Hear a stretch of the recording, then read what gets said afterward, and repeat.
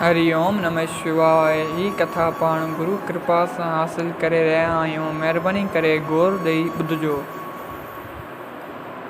कल वारी कथा में पैसो सभु कुझु न आहे, उन जो पहिरियों भाग पाण पढ़ियोसीं।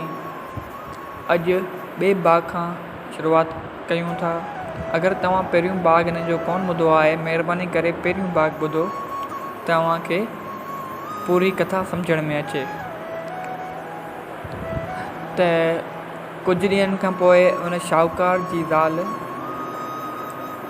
तंदुरुस्त थी पई, उन जी बीमारी लही वई।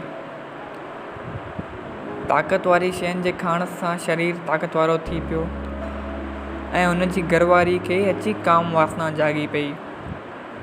पर शाहूकार मर्दाने खे ॿुधाए पियो त मां पंहिंजी इंद्री वधाए वेठो हुउसि, उन जी मन जी इच्छा पूरी केरु करे। हां आख़िर स्त्री खे ख़राबु आदत पइजी वई ऐं मुंहिंजे रूबरू पर पुरुष धारियुनि माण्हुनि सां संग करणु लॻी।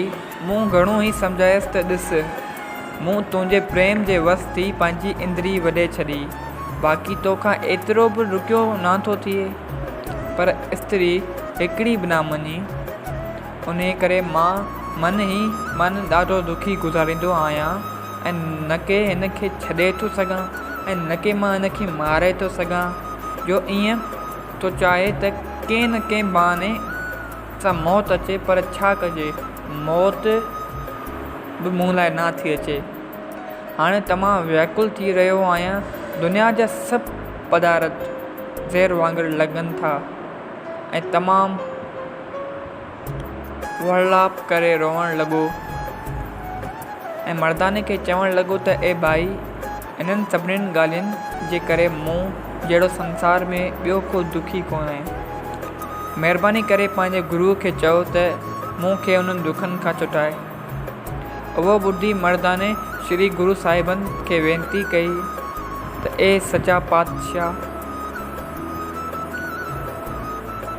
हिन वीचारे खे माजार रूपी भवसागर जे दुखनि में व्याकुल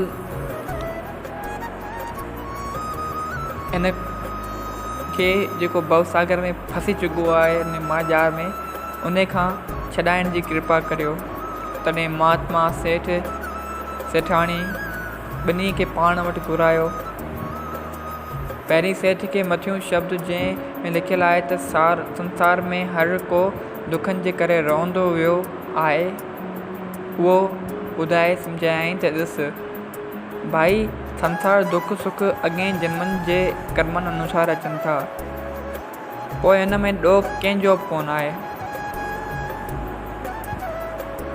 जंहिंजे मथां इहे कर्म अचनि था, जेके न पाण ई कया, उन जो फल रूपी कर्म अचनि था, त हू घोड़ा मचाए थो, घोड़ा करे थो। पंहिंजे ई कयल कर्मनि जिन जो फल हाणे मिली रहियो आहे, जेकॾहिं को इंसानु बबर जो वण घर में पोखे थो त उन जा कंडा बि ज़रूरु लॻंदा। पोइ जेकॾहिं कंडनि लॻण करे दाऊं कंदो त उन में ॾोह कंहिंखे ॾिजे। पंहिंजे ई कयल कम जो नतीजो पराई। उन करे ज्ञानवान जो चवणु आहे त दुख सुख में सेम रहणु घुरिजे, हिकु जहिड़ो रहणु घुरिजे। छो त दांह ऐं कुकन करण सां को दुख घटि कोन थींदो आहे, पाण उबतो संतोषी थींदी आहे। अहिड़ी तरह उन सेठ खे उपदेश करे पोइ वरी उन जी स्त्री खे सम्झाइण लॻा त तूं जो अहिड़ो मां अघोर कुकर्म पाप करे रही आहीं, तंहिंजे करे तूं नरक भोॻींदीअ। ॾिस, तुंहिंजे पति तुंहिंजे मुंहं में पंहिंजो कहिड़ो न बुरो हाल कयो आहे, तोखे उन जो को बि हया न पियो अचे। तोखे बि पंहिंजे पतिव्रत धर्म पालन करणु घुरिजे। जॾहिं उन स्त्री खे तमामु घणो सम्झायो, तॾहिं हू पंहिंजे धर्म ते पूरी अची बीठी ऐं पंहिंजे कुकर्मनि खे छॾे पंहिंजे पति ऐं श्री गुरू नानक साहिब ॿिन्ही खां माफ़ी वरिताई ऐं अॻिते जे लाइ पंहिंजे पति जी शेवा में मगन रहण जो अंजाम कयाई।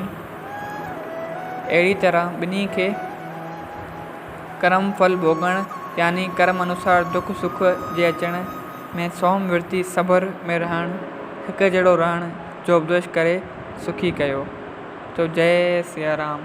अगरि हीअ कथा तव्हांखे वणी आहे त हिन कथा खे पंहिंजनि सां गॾु शेयर कयो। अहिड़ियूं ई असां अलाए घणियूं वॾियूं कथाऊं अपलोड कयूं आहिनि जेके ॿिनि भाॻनि में आहिनि, न बसि कुझु सीरीज़ बि आहिनि। अगरि तव्हांखे असांजूं सभु कथाऊं ॿुधणियूं आहिनि त असांजे यूट्यूब चैनल आत्मज्ञान ते वञी विज़िट कयो ऐं लाभ पायो। जय